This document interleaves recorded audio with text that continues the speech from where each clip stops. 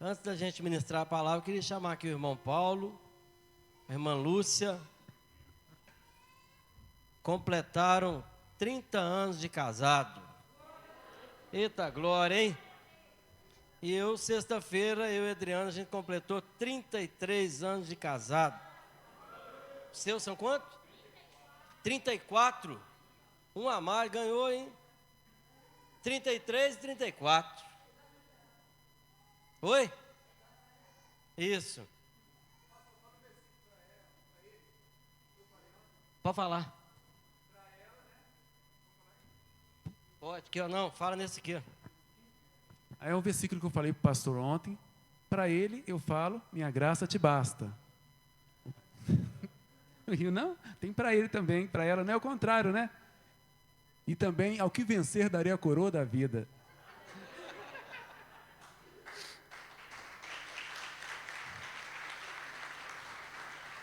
Já não bastava o presbítero com gracinha hoje de manhã. Então, irmão Paulo, se você for falar, tem gente que usa o português errado. Aí tem gente que fala assim, eu comecei a namorar com ela e peguei a amar ela. Tá errado.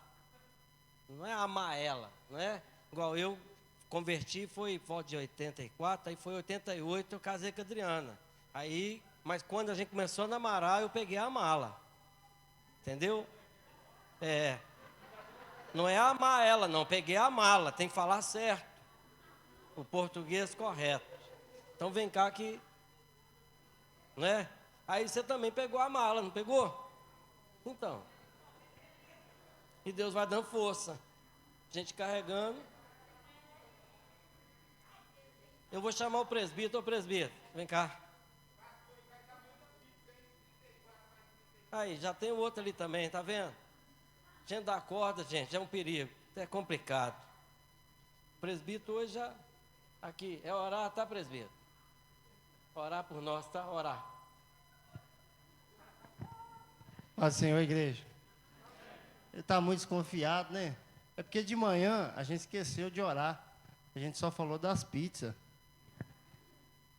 Nós vamos orar, tá? Tem presente para Adriana aí? Olha lá, presente para Adriana.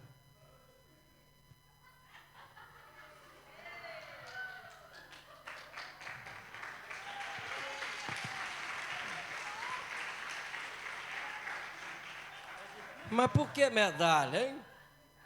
Não entendi direito, mas tá bom, não tem problema não. Irmãos, 33, 34 anos não é fácil não, né? Acho que deveria ser algo comum, mas no mundo de hoje não é fácil não, né? É uma vida, viu, muitas coisas, troca de bujão de gás, é muito feijão queimado que vê, 30 anos mutuada, e eu tenho 10, aí eu fico pensando que Deus me ajude. Eu tenho 10 anos, que Deus me ajude. Amém, irmãos? Mas é algo assim inspirador para nós que estamos recém-casados, né? No meu caso, os dois casais aqui podiam até me adotar, que serve para ser meus pais. É um exemplo, não é ou não é? Pode dar conselho, pode adotar aí os casais em oração, que é algo assim fascinante, irmãos. A taxa de divórcio do Brasil tem crescido assim abundantemente. E ver isso e presenciar isso é muito gratificante para nós. É algo inspirador para nós. Porque casamento não é fácil não, mas é algo que Deus deixou e é algo assim extraordinário na vida de todos nós. Vamos orar. Fique sobre os seus pés. Senhor Deus Santo, nesta noite, ó Pai, nós oramos por esses dois casais aqui presentes. Nós, como igreja do Senhor, intercedemos, ó Pai, para que muitos e muitos anos possam vir no relacionamento, nesse casamento, e que venha realmente cumprir a Tua palavra sobre a vida deles, ó Pai. Que esta aliança somente o Senhor possa separar, ó Pai.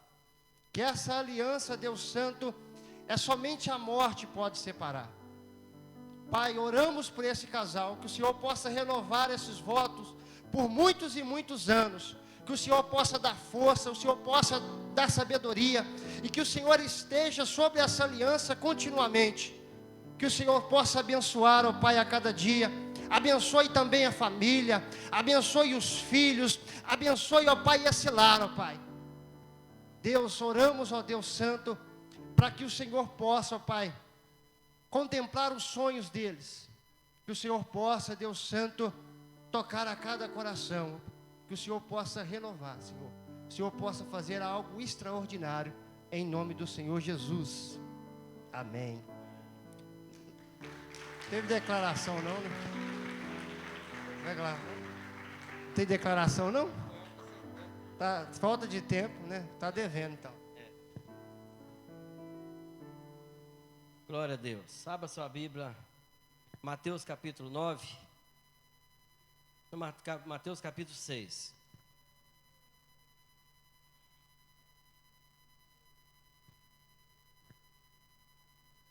Uma palavra que todo mundo já leu, conhece. Poderíamos citar até de cor. A oração padrão, a oração que Jesus ensinou.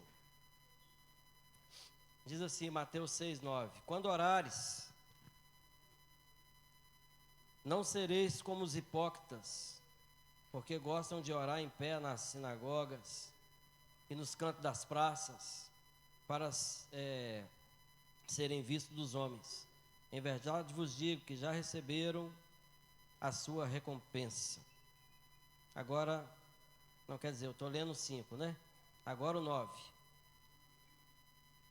Portanto, vós orareis assim: Pai nosso, que estás no céu, santificado é o teu nome. Venha o teu reino. Faça-se a tua vontade, assim na terra como no céu. O pão nosso de cada dia nos dai hoje. Perdoa as nossas dívidas, assim como nós temos perdoado os nossos devedores. Não nos deixe cair em tentação, mas livra-nos do mal, pois teu é o reino, o poder, a glória para sempre. Amém. Pode assentar. Irmãos, é uma oração que nos ensina como relacionarmos com Deus, como nós termos uma relação com o nosso Pai, com o nosso Criador, com o nosso Deus, e não uma oração para se decorar, mas uma oração para entender, para trazer compreensão. Não que seja errado repetir. A Bíblia não condena nada de repetir. Pastor, mas está escrito, as vãs repetições. A repetição pode se tornar vã quando ela se torna mecânica, ensaiada, sem consciência, sem entendimento, sem aplicação.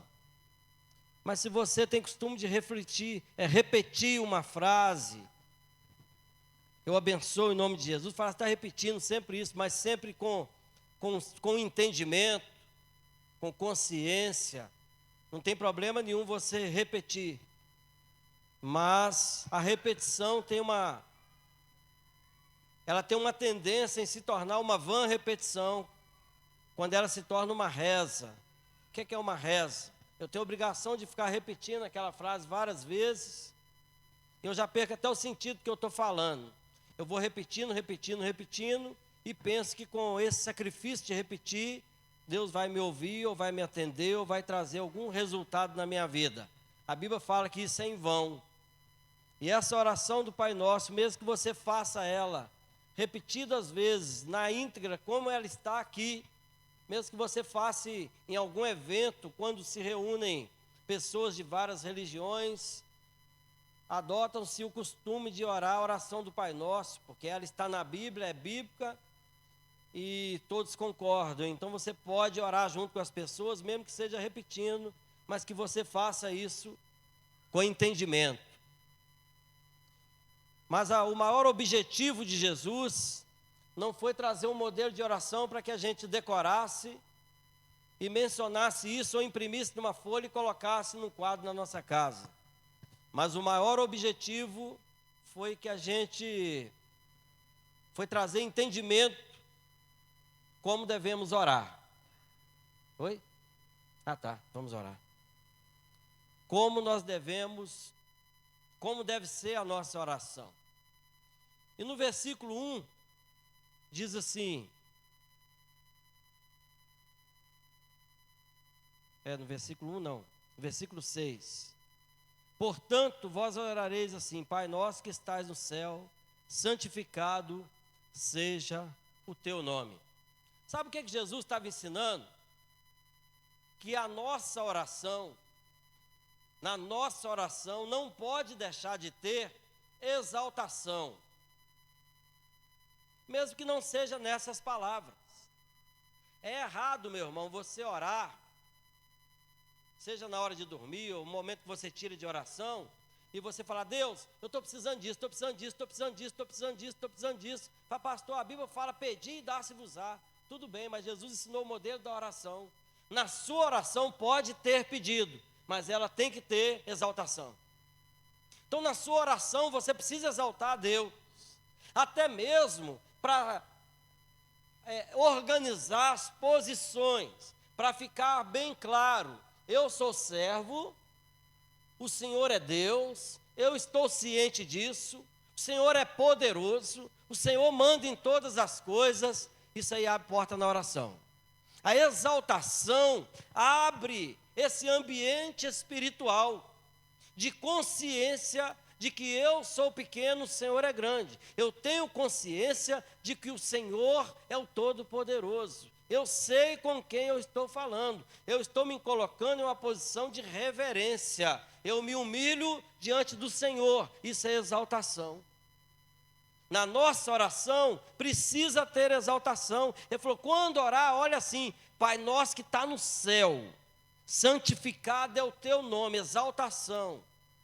Meu irmão, você pode usar outras palavras, mas toda vez que você orar, você não pode dizer: Senhor Todo-Poderoso, Deus Criador do céu e da terra, eu te louvo, eu te exalto. É isso que Jesus estava falando. Você não precisa usar essas mesmas palavras, mas na sua oração precisa ter exaltação.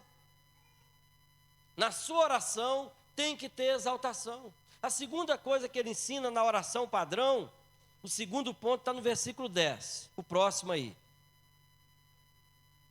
Venha o teu reino, faça-se a tua vontade, assim na terra como no céu. O segundo ponto da oração, eu tenho que ter a consciência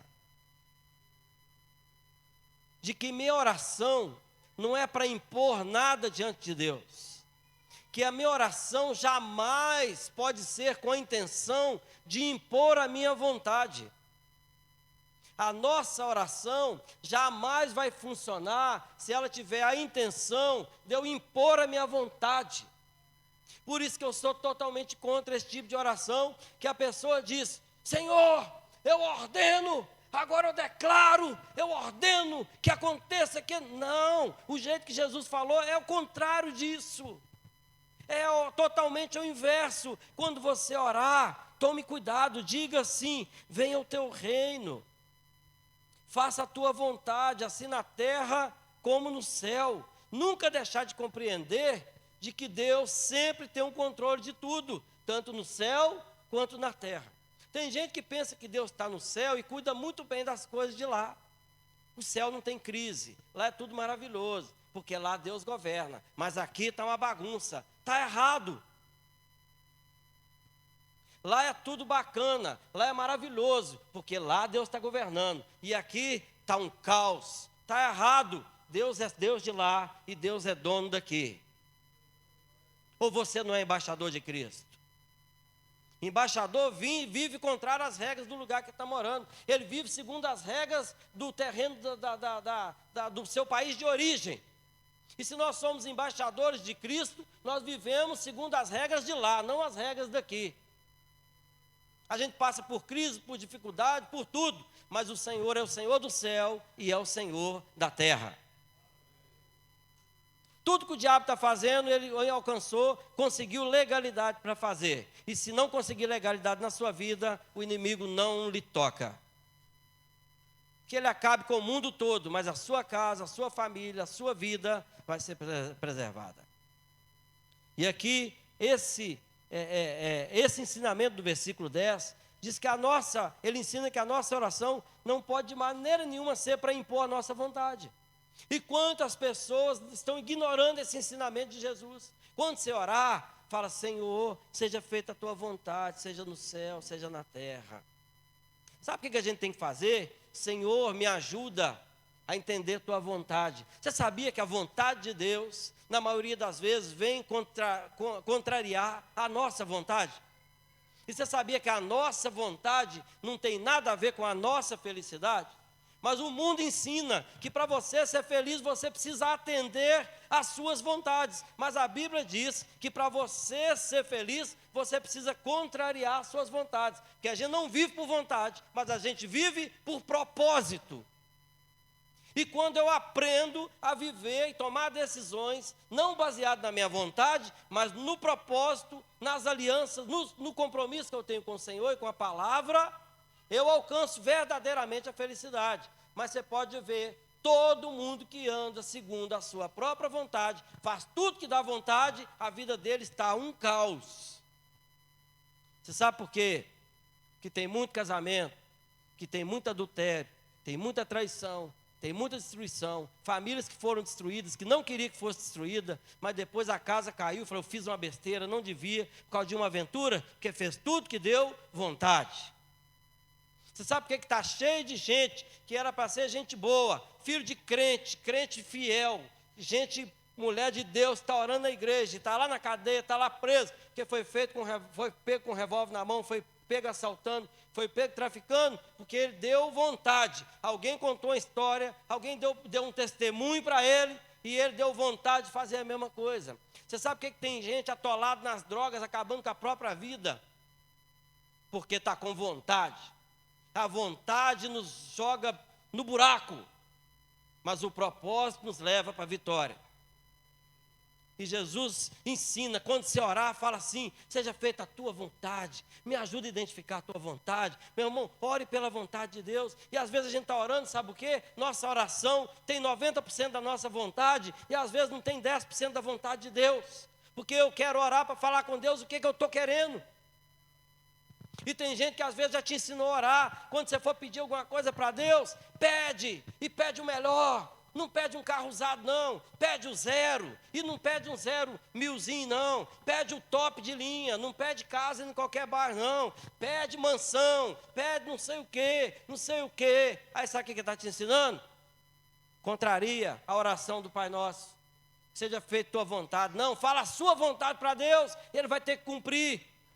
Porque aí Deus deixa de ser Deus e passa a ser nosso servo. Aquele gênio da lâmpada. O sonho dessas pessoas que ensinam isso é que o gênio da lâmpada fosse verdade. Para me esfregar, ele aparecer diante de mim, um ser todo poderoso, que pode fazer tudo que eu quero. E eu falo: eu quero isso, quero aquilo.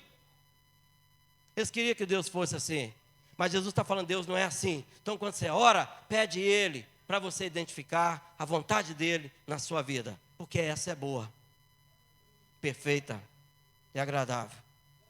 Vontade de Deus. A terceira coisa está no versículo 11.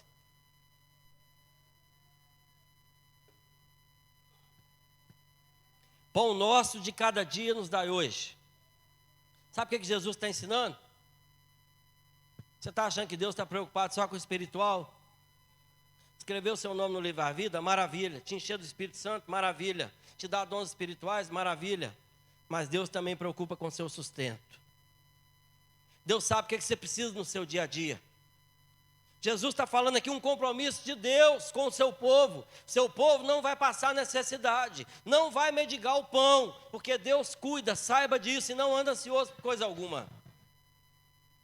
Jesus está ensinando: você pode falar com Deus, porque é direito seu, o seu pão de cada dia. Sabe quando a Bíblia fala de pão, de mantimento? Está falando de sustento. Quando a Bíblia fala: traz o dízimo na casa do Senhor para que haja mantimento na minha casa, tem gente que pensa que é cesta básica, para haver o mantimento, cesta básica. Não, quando vê mantimento, de ser mantido, é tudo que a gente precisa. pagar as contas, comprar o instrumento, tudo é para ser mantido. Mantimento da sua casa, para tudo ser mantido. Deus vai te dar a condição de você manter sua casa com honra, para você ter o nome limpo. Cumprir com seus compromissos. Deus tem um compromisso conosco, com o seu povo. E ainda fala que o povo de Deus comerá o melhor dessa terra. Deus tem o melhor para nós. E depois Jesus vem completando isso. Ele fala, olha para os passarinhos. Você já viu algum morrer de fome? Se Deus cuida deles, quanto mais vós são e mais semelhança do Senhor. Não ande ansioso por coisa alguma, não deixe o inimigo te enganar. Sabe que no momento certo vem um escape e não vai te faltar. Deus cuida dos seus. Você pode orar pedindo sustento, o pão de cada dia, porque Deus cuida de nós. Nosso recurso vem do Senhor. A bênção vem do Senhor. Por isso, quando a gente fica ansioso, preocupado com o sustento, preocupado com as coisas, é uma ofensa a Deus. É como se Deus olhasse e falasse assim, peraí, por que você está desse jeito? Eu fico ofendido, eu não sou seu pai, eu não sou seu Deus, nós não temos uma aliança, por que tanta preocupação? Você não confia em mim? Quem é aqui que gosta quando alguém desconfia dele? Hein? Quem que gosta? Desconfiança não é ruim, desconfortável, não faz mal quando alguém desconfia da gente? Aí tem gente que pensa assim, a perguntar não ofende.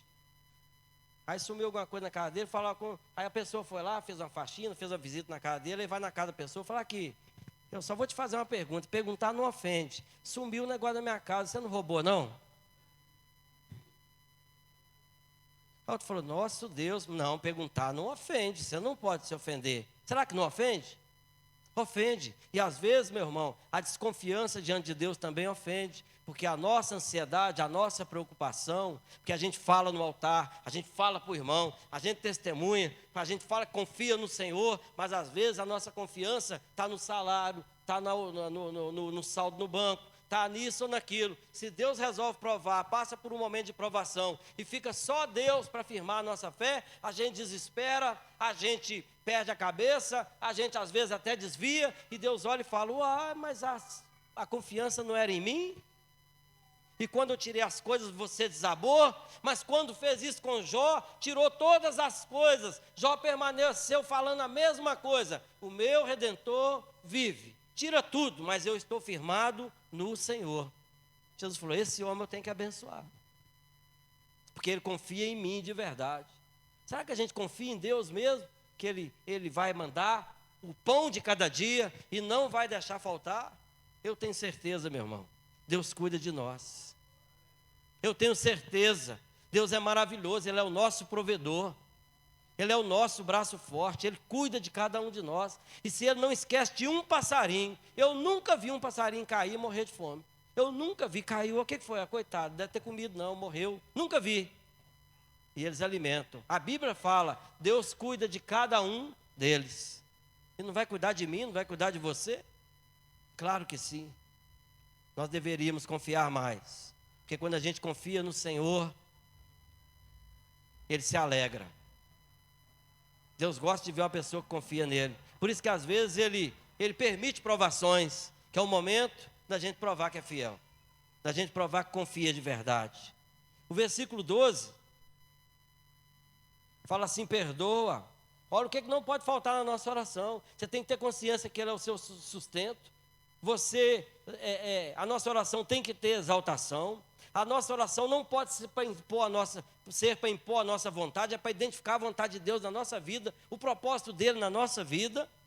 A oração é dizendo que o Senhor é o nosso pastor e nada vai nos faltar. E a oração também fala do perdão, do versículo 12. Perdoa as nossas dívidas, assim como nós temos perdoado os nossos devedores.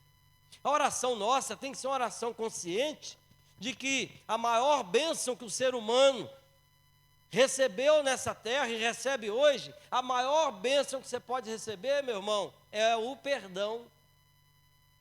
Não existe bênção maior do que essa. É você ser perdoado dos seus pecados. Porque quem é perdoado dos pecados vai herdar a vida eterna. Quem não é perdoado vai ser condenado eternamente. É a maior bênção que você pode receber. A maior bênção. Se tiver uma pessoa ali entre a vida e a morte, e Deus fala assim: eu tenho 2 bênçãos na minha mão. Eu tenho o sangue do Cordeiro, que te purifica de todo pecado, te lava agora, torna suas vestes alvas como a neve. E eu tenho todos os bens desse mundo, todas as indústrias, fábricas, ouro, prata, e posso te dar agora, e te dar mais 100 anos de vida para você usufruir. Qual que você quer? Meu irmão, uma pessoa sábia, ele fala: eu quero o sangue de Jesus sobre a minha vida e ser lavado e remédio de todo o meu pecado. Tem gente que troca uma eternidade de bênção por alguns meses ou anos de vida nessa terra, por alguns milhares de dólares ou alguns quilos de ouro, e outros, mais imbecis ainda, desculpa a sinceridade da palavra, mais idiotas, que trocam a eternidade por uma mulher, por um homem, por um pouquinho de dinheiro, ou por um orgulho no coração, por falta de perdão. Sabe por quê, meu irmão? A oração que Jesus ensinou fala: peça perdão a Deus.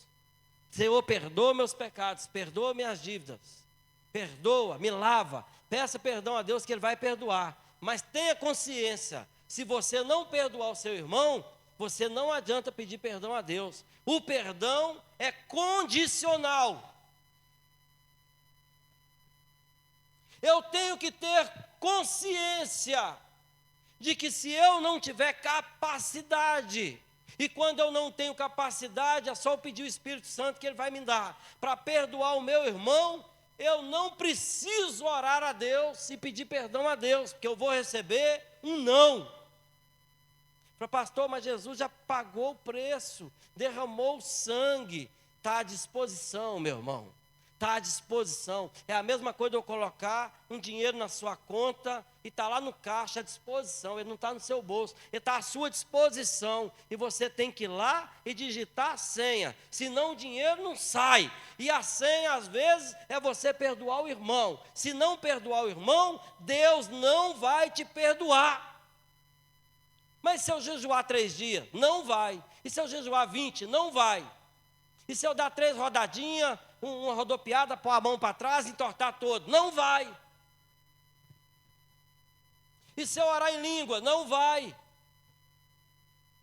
Deus não vai te perdoar se você não perdoar o irmão.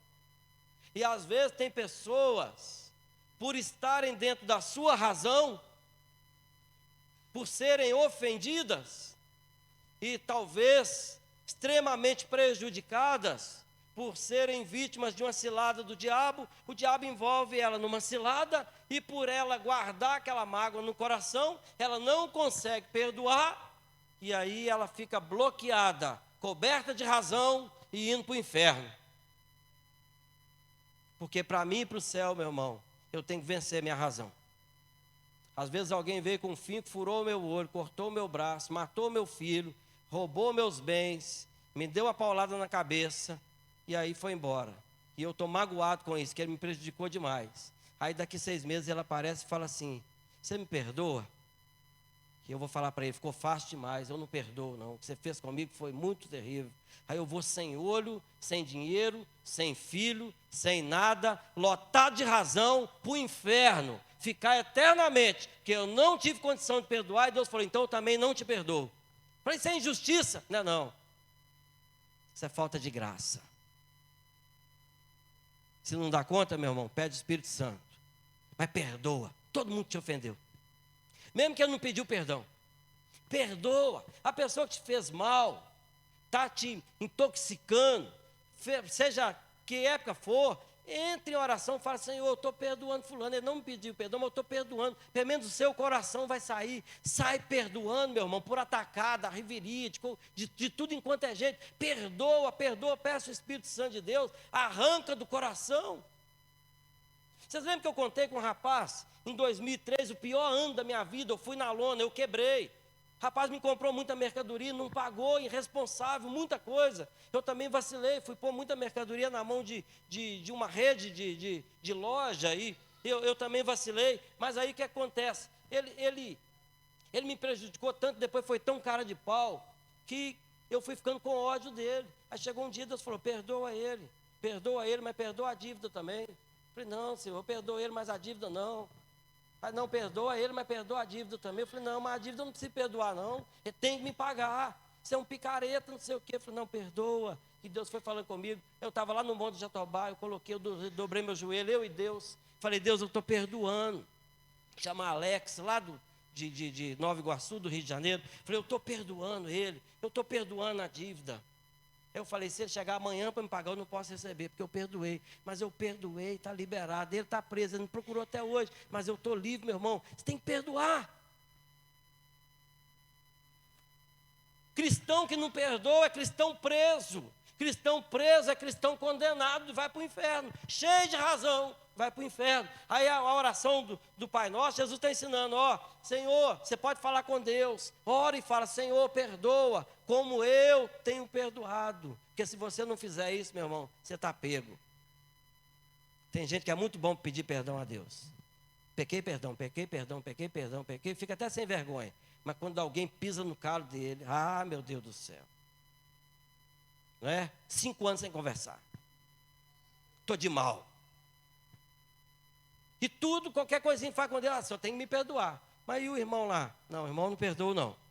Está agarrado, meu irmão. Aí a vida fica amarrada, fica tudo travado, e fala, eu estou louvando, eu estou congregando, eu estou dizimando, e o trem não está andando, o que está acontecendo? O que está acontecendo? Não está perdoando.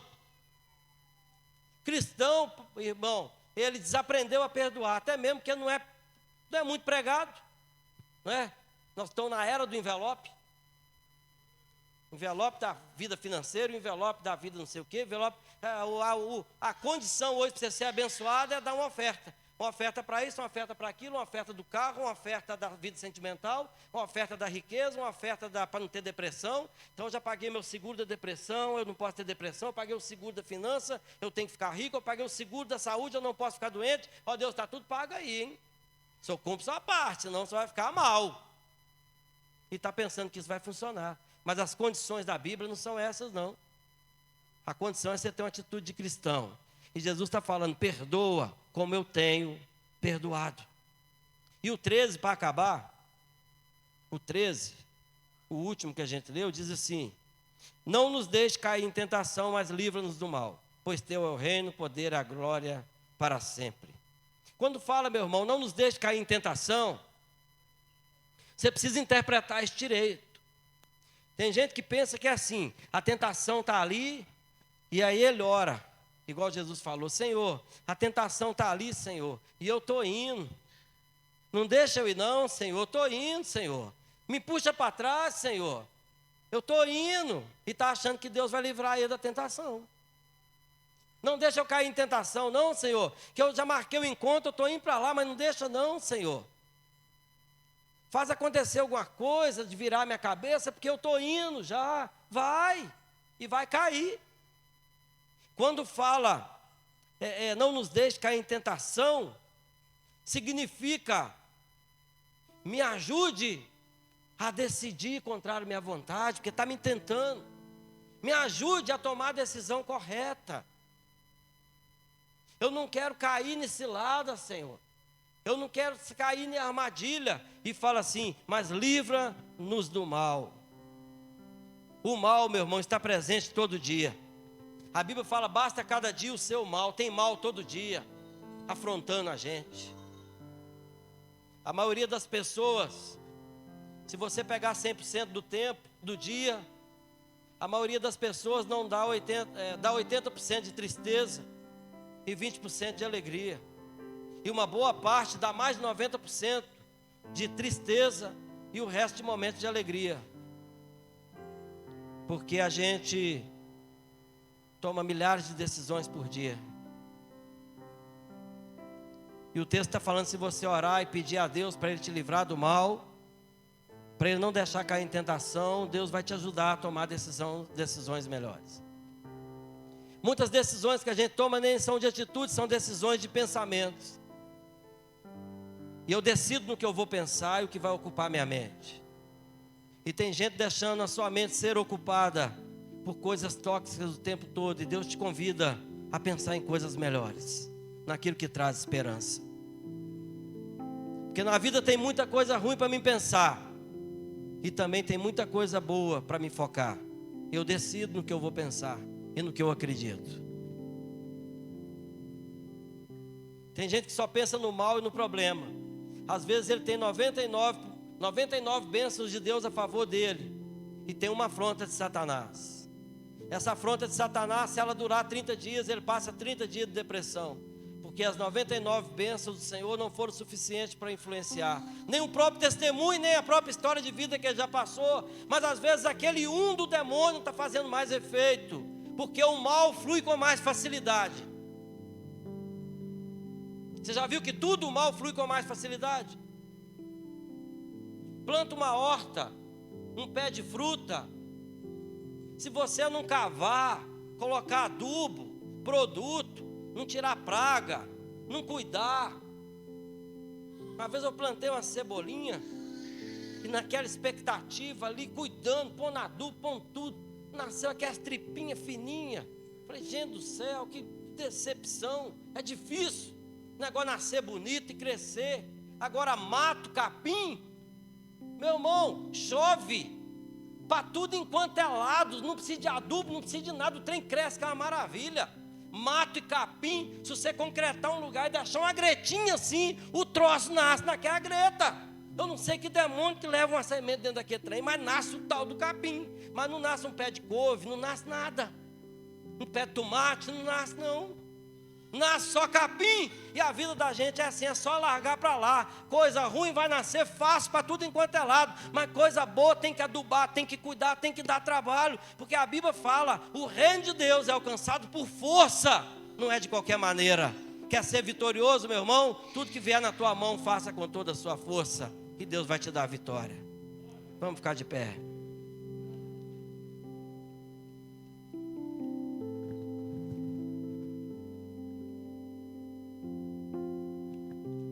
Vamos orar ao Senhor. Quando você orar a oração do Pai Nosso, lembre, sua oração tem que ter exaltação. A oração, ela não pode ser para impor minha vontade. Eu tenho que orar para identificar a vontade de Deus sobre a minha vida. É ela que vai funcionar. A oração é para mim ter consciência que o pão nosso de cada dia está garantido. Deus cuida de nós. Não abra a boca para falar, o Senhor me abandonou. Não faça isso nunca. Fala, o Senhor é comigo, mesmo na angústia. E a oração também.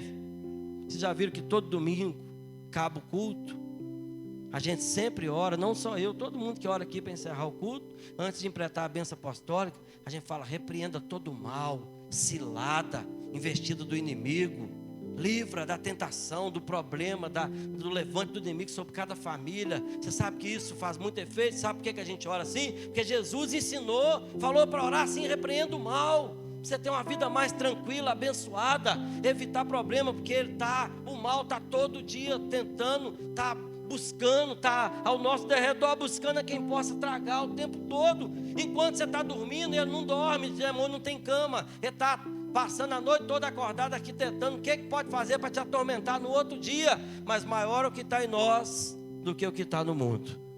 Por isso a gente ora, Senhor, repreende o mal, e Ele repreende, porque nós aprendemos com o Senhor dos Senhores, com o nosso Mestre. Amém? Vamos orar. Deus, obrigado. O Senhor venha abençoar, Senhor, abençoar a nossa vida.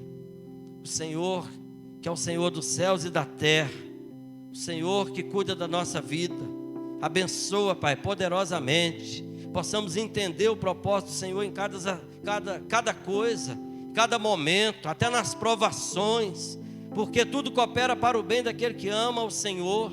Mesmo na provação ele aprende, ele cresce, e quando nós entendemos o teu propósito, Pai, a gente cresce até no meio da crise. Abençoa, Pai, cada família que é representada, abençoa as crianças, abençoa os adolescentes, abençoa os ministérios, as programações, tudo, ó Pai, que seja para a glória do Senhor, que o inimigo caia por terra, esse demônio que se levanta, tentando tirar a paz, tentando tirar a alegria, aonde está vendo que Deus está levantando uma vitória, ele quer colocar a mão dele, para tentar trazer a desistência, para tentar trazer, Senhor, o mal, mas nós repreendemos o mal em nome de Jesus, todo dardo inflamado, toda cilada, todo mal, de cada família aqui representada. O Senhor dê uma semana de paz, de vitória, e possa nos levar, Pai, também em paz para a nossa casa, para o nosso lar. Abençoa cada dízimo, cada oferta, cada ofertante, cada dizimista que trouxe neste altar as contribuições para a manutenção da Tua obra. Mesmo aquele que hoje não pôde trazer, Pai, continua abençoando, que ele possa em outra oportunidade também semear nessa terra e colher, Pai, cada vez mais as bênçãos do Senhor na sua vida. Nos dá uma semana de vitória, nos leve em paz, debaixo das poderosas mãos do Senhor, em nome de Jesus. Com o amor de Deus Pai, a graça do nosso Senhor e Salvador Jesus Cristo e as consolações do Espírito Santo do Senhor seja com todos nós, em nome de Jesus. Amém.